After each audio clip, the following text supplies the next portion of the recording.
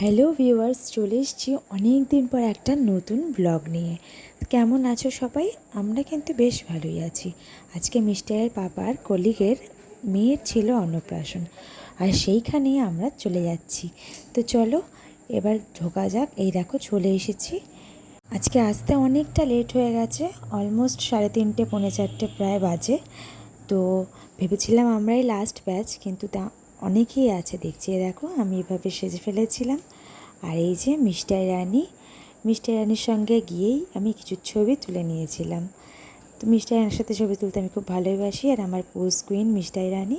আর এইখানে সবাই ফটোশ্যুট করছিল বেবিকে নিয়ে, তো তার সাথে আমরাও কিছু ফটোশ্যুট করে নিলাম।